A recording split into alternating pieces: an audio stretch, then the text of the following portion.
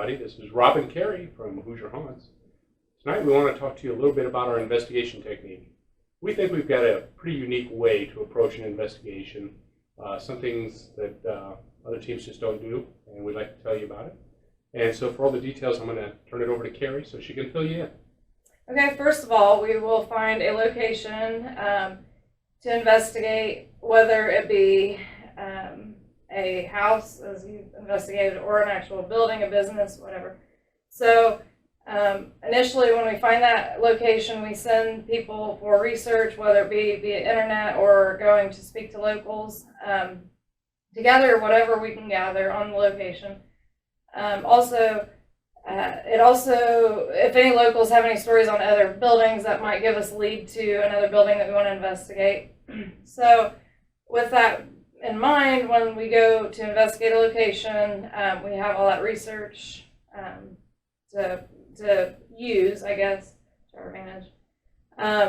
So we go into the location. Hopefully it's still daylight. We take photos of the areas. Dustin, Linda, and myself take photos. The reason why we take photos is later on when we're reviewing our footage, we can look back and say, oh, that's Scooby-Doo room right there. Also, if something moves in that room during an investigation, we can also tell, hey, it was that board was right there when we started, now it's down there. That also helps with the EVP if we hear a sound on our EVP and we can connect it to that board. Because we like to debunk as much as possible as well, because not everything is paranormal or ghost related. So, excuse me. Then after we take our initial photos, we do what's called a group EVP session. Depending on the size of the room that we're doing the group investigation, whether it's 3 rooms or 1 room, however we end up, we'll set 2 or 3 recorders out so we can pick up various sounds at different areas of the room. We go around and everybody in our group, we rotate who asks questions. We make sure everybody's asked questions. But before we start asking questions, we thank the building, we thank the spirits if there are any in the building, because sometimes we don't get anything while we're in a building. We don't get anything on footage either. But for the most part, we do get something. So we're just thanking them for their time, because a lot of properties get investigators every weekend, and that'd get kind of old. So after everybody asks their questions, we don't really have a time frame on it. If we're hearing things with our own ears, we might keep it going longer, or if nobody's feeling anything, we'll cut it short, and then I'll let Rob tell you about what we do after our group EVP session. Thanks, Carrie. What we like to do is, this is where it probably gets pretty similar to what a lot of groups do, we'll break down into smaller teams. Each venue and each set of circumstances is different. We try to keep the groupings no smaller than a group of 2, just because in a lot of these locations, if it's the first time in, we don't know what we're dealing with precisely that early on in the investigation. So we just want to keep everybody safe. For us, it's not a big show of, I'm not afraid to go into this room alone or what have you. Sometimes situations call for it.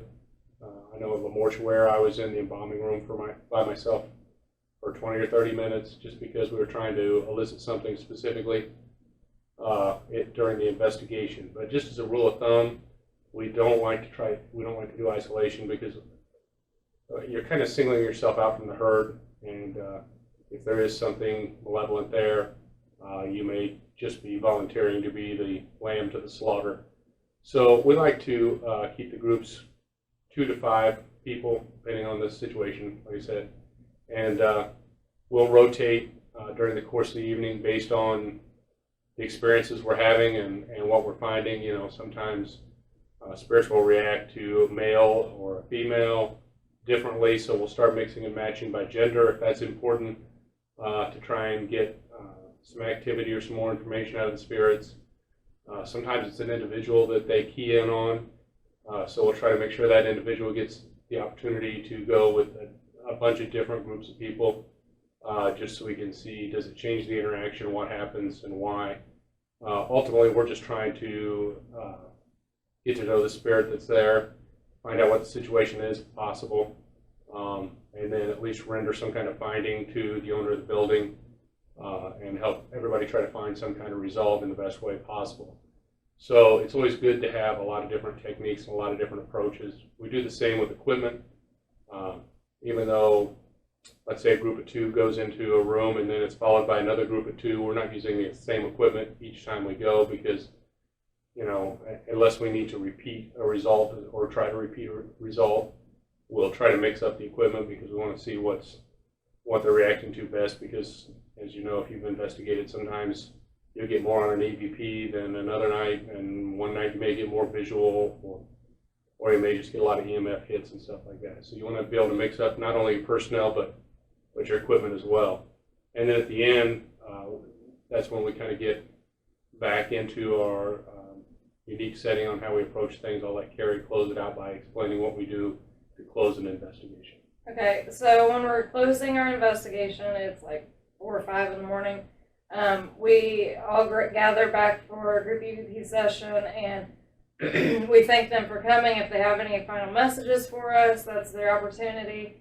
We thank the building, the owner, what have you.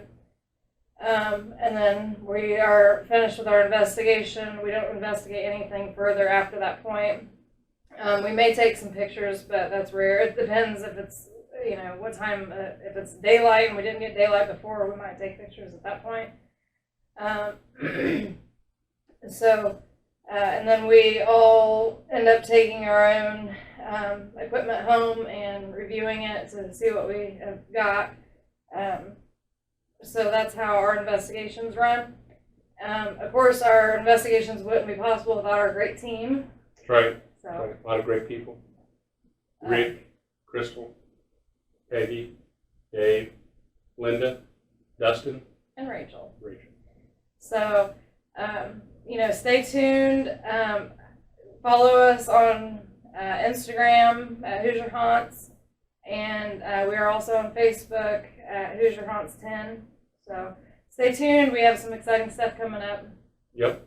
Thanks for tuning in. Keep an eye here. We'll be back soon. For now, it's Rob and Carrie, Hoosier Haunts, H2. Peace out. That was better. What do you think? That was better.